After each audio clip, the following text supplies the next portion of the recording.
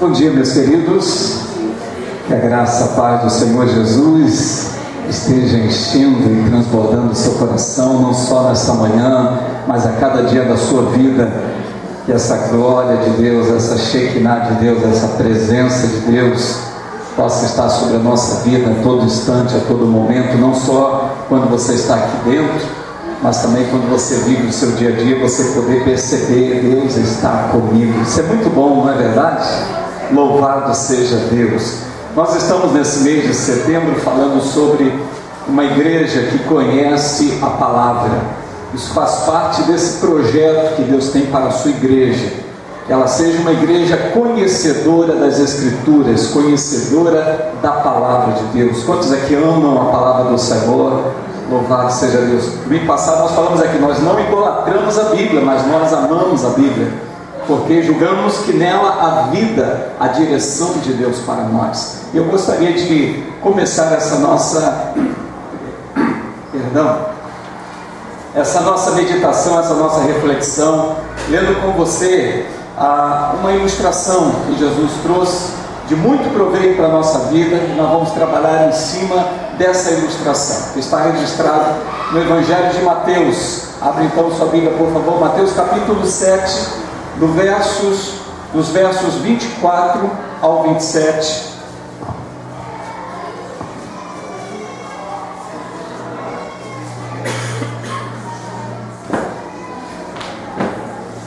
Mateus capítulo 7, versículos 24 a 27. É um texto conhecido nosso, mas aqui nós tiramos lições importantes acerca do nosso viver. Diz assim a palavra do Senhor: todo aquele, pois, que ouve estas minhas palavras e as pratica, será comparado a um homem prudente, que edificou a sua casa sobre a rocha. E caiu a chuva, transbordaram os rios, sopraram os ventos e deram com ímpeto contra aquela casa, que não caiu, porque fora edificada sobre a rocha. E todo aquele que ouve estas minhas palavras e não as pratica, será comparado a um homem insensato, que edificou a sua casa sobre a areia. E caiu a chuva, transbordaram os rios, sopraram os ventos e deram com ímpeto contra aquela casa, e ela desabou, sendo grande a sua ruína. Que Deus nos abençoe com a sua palavra. Vamos orar, vamos pedir a direção de Deus. Obrigado, Senhor, por esse momento em que nos encontramos nesta manhã de domingo em tua casa, o teu povo reunido para te adorar, para te louvar, para prestar o seu culto, para te oferecer sacrifício de louvor e de ação de graças. Mas aqui viemos também com os nossos ouvidos atentos à tua voz, porque cremos que a tua voz, ela ecoa o nosso coração, ó Deus, e quando isso acontece, a nossa vida é mudada, a nossa vida é impactada. E nós te pedimos nesta manhã: fala conosco, Espírito Santo nos instrui, Espírito Santo nos edifique, mostra-nos, ó Deus, a tua palavra, revela-te ao nosso coração. É o que nós te pedimos pela fé, em nome do Senhor Jesus Cristo. Se você concorda com esta oração, diga amém. Graças a Deus. Nós vimos no domingo passado a importância da palavra de Deus, como ela é valiosa para a nossa vida, como ela é viva e eficaz, como ela é apta ao ensino, como ela nos revela Deus na pessoa de Deus Pai, Deus Filho, Deus Espírito Santo, como também ela nos revela, ou seja, ela mostra a cada um de nós quem nós somos, qual é a nossa realidade de vida, qual é a nossa condição espiritual, como ela também nos direciona, nos mostra qual é o caminho que devemos trilhar. Ela aponta para a direção correta. A palavra de Deus, como eu li uma vez num livro, eu achei muito interessante, dizendo que a palavra do Senhor é como um rio, cujas margens não impedem o fluir, apenas direciona, delimita o rio, mas não impede que a correnteza ocorra, que haja o fluir dessas águas. Assim a palavra de Deus são as margens que mostram para nós como a nossa vida deve fluir, para que nós possamos desembocar exatamente na vontade de Deus, aonde Deus quer que nós cheguemos. Então a palavra de Deus é importante, e eu vejo, até mesmo através do que Jesus ratificou de um texto do Antigo Testamento, quando ele estava sendo tentado no deserto pelo diabo, depois de jejuar 40 dias e 40 noites, que ele começou a sentir fome, o diabo veio e disse: olha, se és o Filho de Deus, transforma essas pedras em pães. E a resposta que Jesus deu para Satanás naquele momento é uma verdade que nós precisamos ter em nosso coração. Quer ver? Abra aí em Mateus, você está em Mateus 7, se você não fechou a sua Bíblia, volte um pouquinho, vá a Mateus capítulo 4, no versículo 4.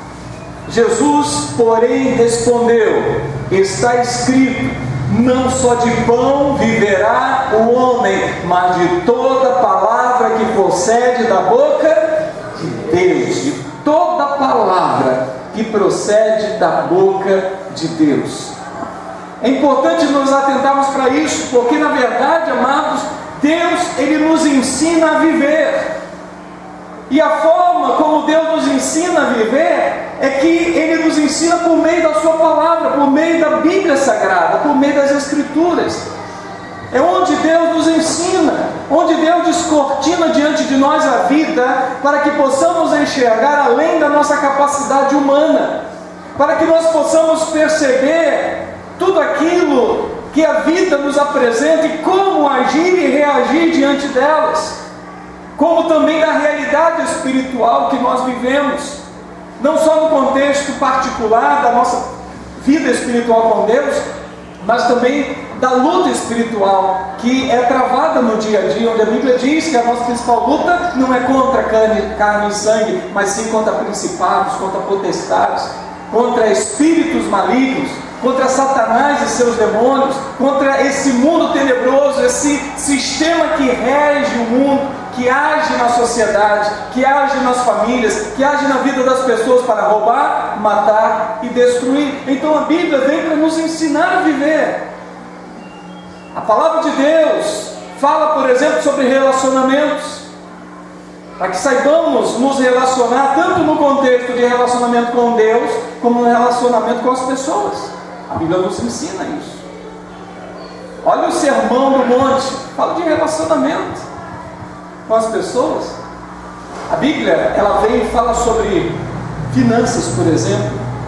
A Bíblia tem algo a nos dizer a respeito de como lidar com o dinheiro, como a gente se relaciona com o dinheiro, e que o dinheiro é uma forma de nós também honrarmos a Deus. A Bíblia nos ensina isso. A Bíblia, ela fala de pecado. Por que a Bíblia fala de pecado? Porque ela nos ensina como evitar o erro e o mal. Por isso a Bíblia apresenta: olha, isso aqui é pecado. A Bíblia, ela fala sobre sentimentos, para que nós possamos também, amados, evitar aquilo que vai comprometer o nosso caráter e as nossas emoções. A Bíblia vem e fala sobre isso. A Bíblia fala de mágoa, a Bíblia fala sobre orgulho, a Bíblia fala sobre soberba. Porque a Bíblia fala para nós evitarmos esses sentimentos que descaracterizam, deformam o nosso caráter e afetam negativamente as nossas emoções. Por isso a Bíblia fala sobre isso, fala sobre ciúmes. A Bíblia vem e fala para nós sobre decisões e escolhas. A Bíblia nos dá dicas para sabermos decidir e para sabermos escolher, para nós podermos fazer a coisa certa. Nós não queremos errar, não é verdade? E é muito mais fácil evitar o erro conhecendo como não errar, e a Bíblia vem nos dar muitas dicas para que a gente não erre. É bem verdade, não é que nós vamos ser pessoas infalíveis ou perfeitas, mas muitas das vezes nós erramos, e o próprio Senhor Jesus disse: errais não conhecendo as Escrituras e nem o poder de Deus. A Bíblia, ela vem e fala sobre a realidade da vida, por exemplo. Quando você lê textos como no mundo passais por aflições, sobre leve e momentânea tribulação, quando a Bíblia fala sobre o dia mau, quando ela fala sobre a realidade da vida, em que sentido ela fala? No sentido de nós obtermos sabedoria, para saber como agir nessas circunstâncias, como saber atravessar os desertos, como passar pelas complexidades da vida, tendo a sabedoria de resolver, a sabedoria de decidir, a sabedoria de dar o passo certo, a sabedoria do que falar, do que pronunciar. A palavra de Deus nos ensina. A palavra de Deus, ela fala também dos pensamentos de Deus. Você quer conhecer os pensamentos de Deus? Você encontra na palavra. Para que nós possamos, amados, como o próprio apóstolo Paulo disse, termos a mente de Cristo. Ter a mente de Cristo é você pensar da forma como Deus pensa. E como Deus pensa? Porque os pensamentos de Deus, a própria Bíblia diz, são elevados, estão acima dos nossos próprios pensamentos, porque os nossos pensamentos muitas das vezes nos levam a coisa errada, os nossos pensamentos nos levam muitas vezes à precipitação, os nossos pensamentos muitas das vezes se tornam confusos e a gente está sempre declarando: eu não sei o que fazer. E a Bíblia vem e revela os pensamentos de Deus para que eu absorva esses pensamentos, para que eu traga para a minha vida, eu renove a minha mente com a palavra, para que eu possa pensar diante da vida, diante das circunstâncias, da forma como Deus pensa. Porque Deus está se revelando, Deus está mostrando qual é o pensamento dele acerca de tudo isso que nós falamos aqui, de relacionamento, finanças, pecados, sentimentos, decisões, realidade da vida, e até mesmo acerca dele, Deus. A palavra de Deus, amados, é um tesouro para a vida. Você concorda comigo? Mas esse tesouro, amado, ele se torna inútil se permanecer perdido ou escondido. Um tesouro só tem utilidade quando ele é encontrado. Quando você tem, mas quando ele está perdido ou escondido, não tem valor. Por isso, eu preciso pregar essa palavra, eu preciso anunciar essa palavra, eu preciso ensinar essa palavra, eu preciso transmitir, repassar essa palavra, para que esse tesouro seja mostrado para as outras pessoas. Por isso, quando a Bíblia diz que nós devemos ir pregar o Evangelho, é no sentido de nós irmos e mostrarmos para as pessoas aquilo que a palavra de Deus diz, aquilo que o Evangelho nos mostra e nos ensina acerca de Deus, acerca da graça de Deus, acerca da vida, para que esse tesouro não seja um tesouro escondido ou perdido. Precisamos repassar isso. É missão nossa, isso não é missão só do pastor. Eu estou aqui pregando no púlpito para um número limitado, mas lá fora, amados, estão os peixes que precisam ser pescados. Amém? As vidas serem pescadas para o reino de Deus. E quem são os pescadores? Somos nós. Diga: sou eu. Dá um sorriso bonito para o seu irmão, diga: é você, meu irmão. Vinde após mim, disse Jesus, eu vos farei pescadores de homens. Qual é a isca? É o Evangelho. Por isso eu volto a dizer, a melhor isca é o Evangelho vivido com a vida. Não é somente você chegar e dizer: olha, a Bíblia diz assim, assim, assado. É bem verdade, o Espírito Santo ele fala, ele usa aquela semente para produzir um efeito, mas o Evangelho vivido por cada um de nós é o melhor Evangelho que tem. E pode até você não pescar esta pessoa, mas certamente uma outra pessoa vai pescar. Mesmo que você não consiga trazê-la para a sua igreja, mas um dia ela vai entrar numa igreja e vai lembrar de você. E você foi a referência de que Jesus vale a pena, de que Deus é maravilhoso, que Deus muda a vida de verdade. Porque se está em Cristo é ser nova criatura. E eu mostro para as pessoas que eu sou uma velha criatura. Primeiro, na verdade eu não estou em Cristo. E segundo, eu estou com esse livro perdido na minha vida, de forma que as pessoas conheçam a Bíblia apenas como um tesouro perdido, um tesouro escondido. Não pode ver em nós a glória de Deus, a graça de Deus, a misericórdia de Deus. Isso é importante nós compartilharmos, para que as pessoas ouçam a palavra. Porque ouvindo a palavra que a fé é gerada. A fé vem pelo ouvir. E ouvir o quê? Porque se a gente ouve o que o mundo diz, o que a gente ouve, o que as pessoas estão dizendo dentro dos salões de cabeleireiro, o que os vizinhos estão dizendo uns para os outros, você fica deprimido, você fica arrasado, você enche o seu coração de amargura, você enche o seu coração de insegurança. Então não é ouvir qualquer coisa, mas é ouvir a palavra de Deus. É isso que gera fé. Quanto você mais ouve o mundo, mais você se torna incrédulo, mas quanto você mais ouve a Deus, mais a sua fé é renovada. É importante ouvir, mas também, e aí essa ilustração de Jesus assim nos ensina, amados, que não basta apenas ouvir. Assim como a Bíblia nos mostra que apenas dizer ter fé não é suficiente, porque se ela não tiver obras, ela se torna uma fé morta.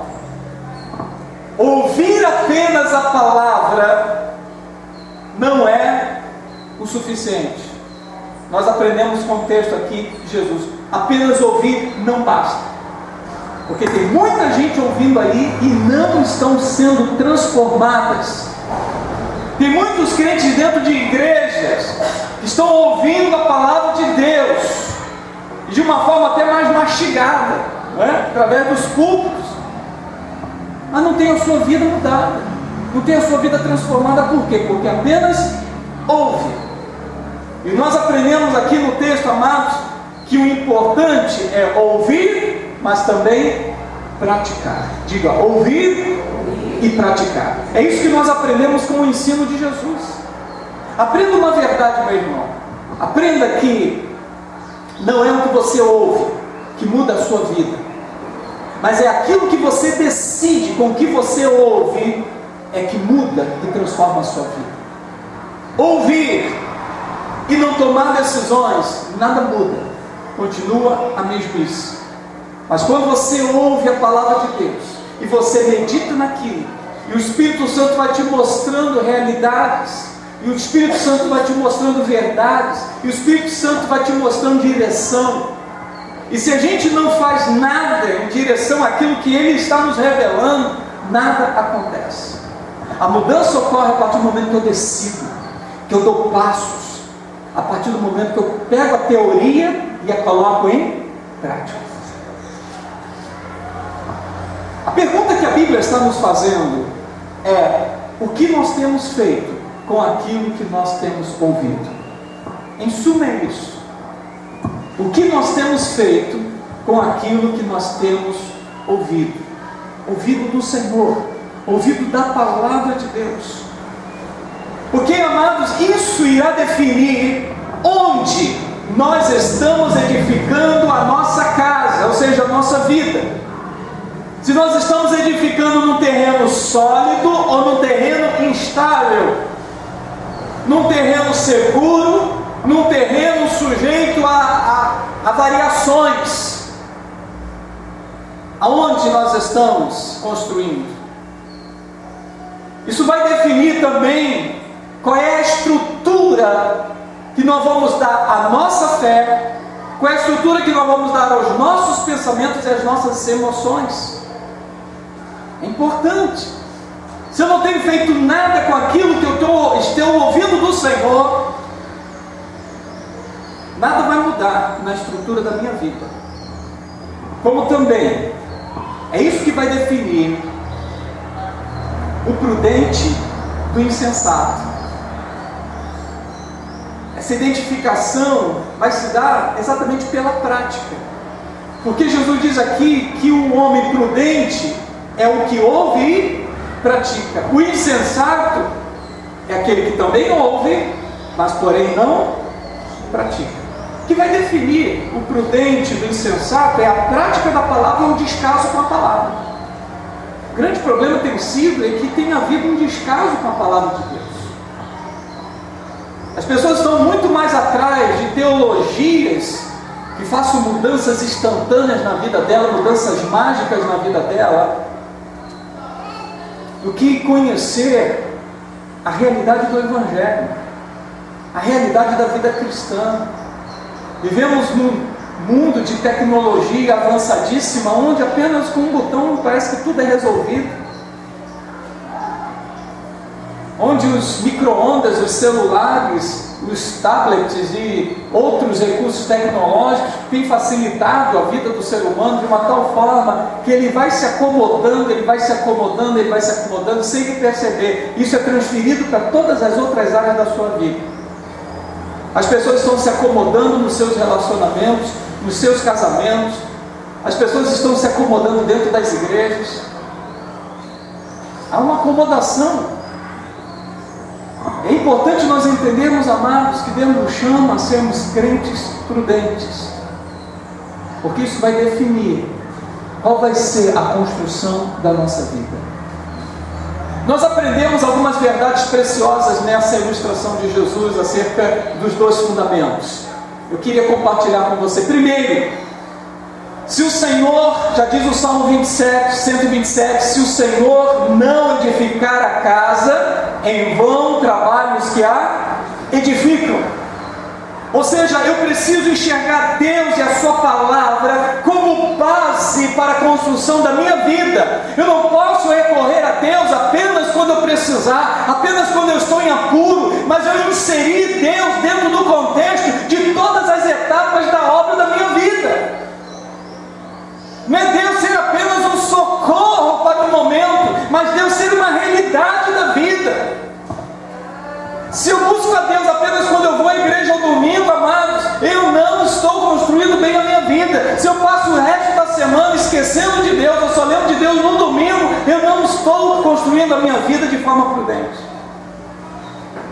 Se Deus não edificar junto, em vão trabalham os que edificam.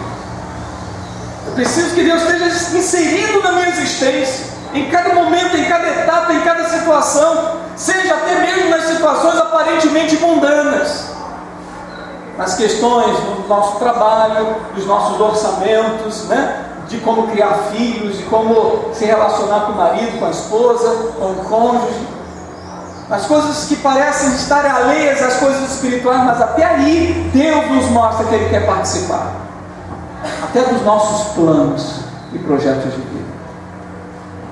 O coração do homem pode fazer planos, mas a resposta certa dos lábios vem do Senhor. Ou seja, Deus tem o melhor plano, só que muitas das vezes a gente quer o nosso, é do nosso jeito, é assim.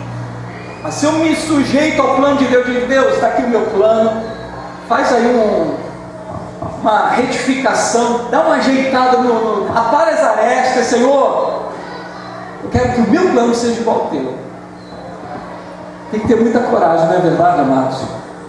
Porque muitas das vezes a gente acha que os nossos planos, a nossa cabeça, eu sou dono do meu nariz, eu sei o que eu estou fazendo. Só que no fundo a Bíblia mostra, a gente não sabe, o nosso coração é enganoso. Enganoso. Segundo, acabou a bateria.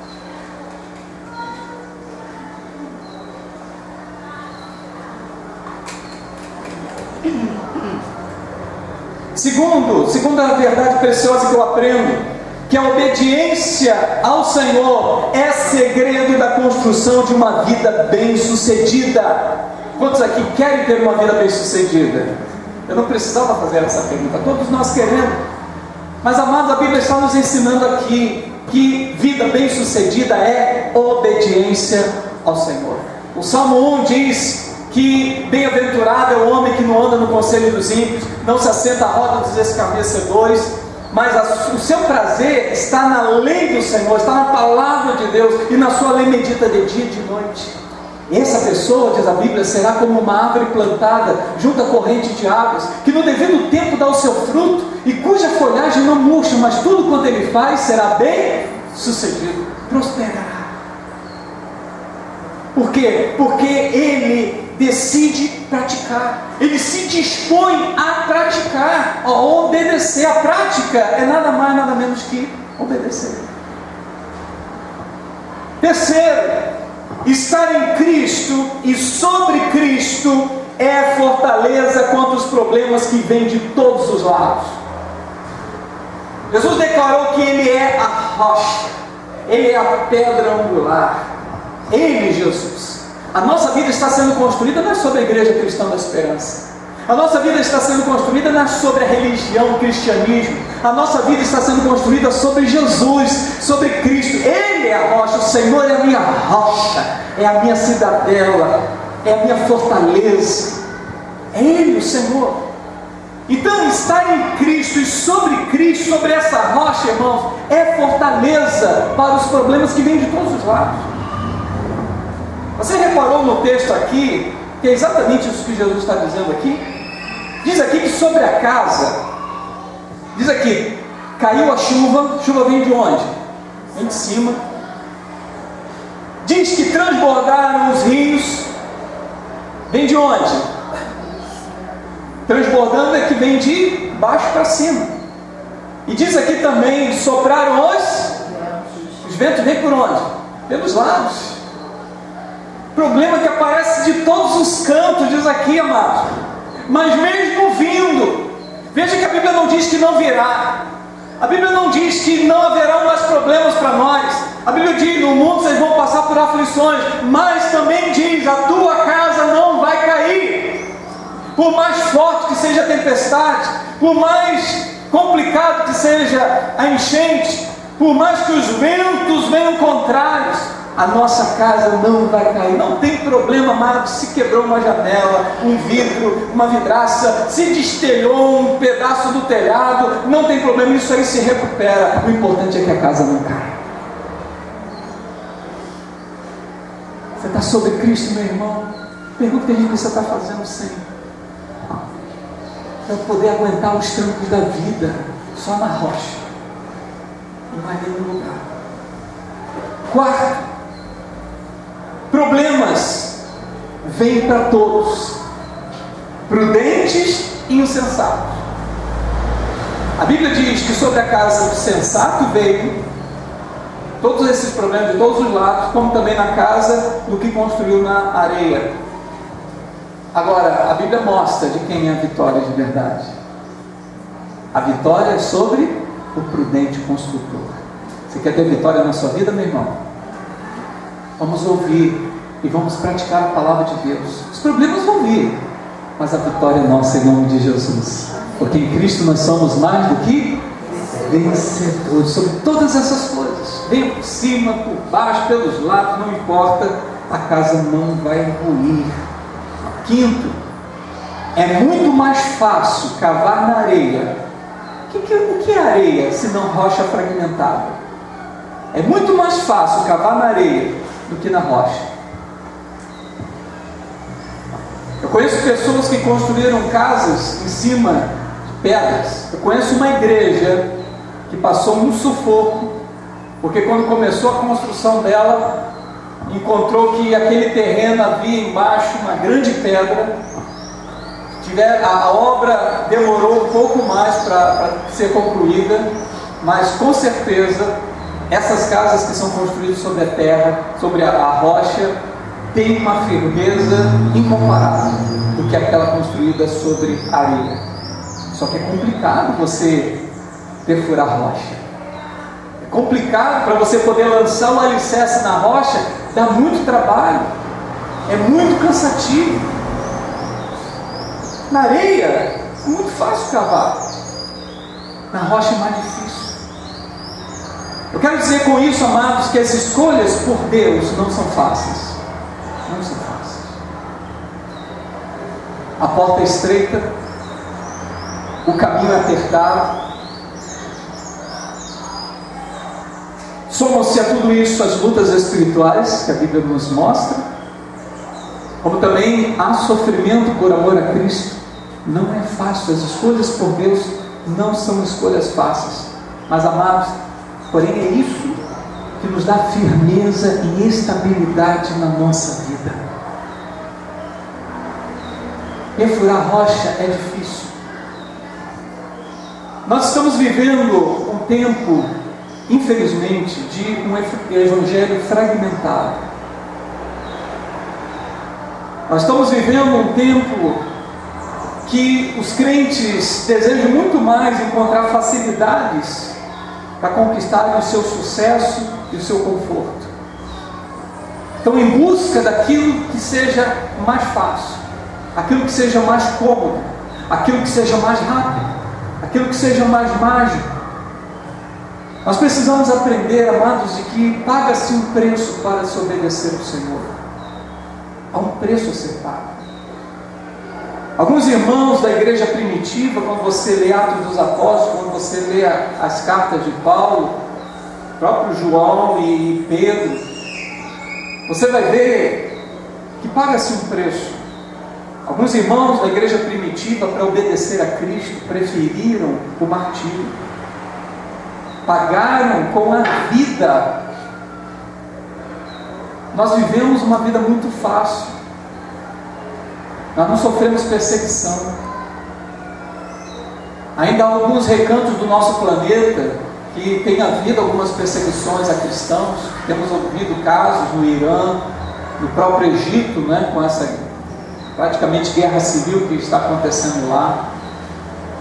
Nos países islâmicos tem ainda havido muita perseguição, muito sofrimento. E para ser crente, tem que ser crente de verdade. Eu assisti um vídeo de alguns irmãos, eu não lembro qual, mas é na área, naquela parte mais do Oriente. Eu não lembro o país que era, mas mostrando a alegria daqueles irmãos quando chegaram algumas Bíblias que foram contrabandeadas, porque lá não tem acesso à Bíblia. Quando eles abrem o pacote, que eles pegam a Bíblia, você vê quase beijando a Bíblia, abraçando a Bíblia, porque estavam tendo a oportunidade de ter a palavra de Deus, porque não consegue. A gente vai numa loja evangélica, em qualquer lugar, a gente vai encontrar a Bíblia. Você vai numa igreja, meu irmão, pode me arrumar uma Bíblia, com certeza alguém vai te dar uma Bíblia. A gente vive um evangelho muito fácil.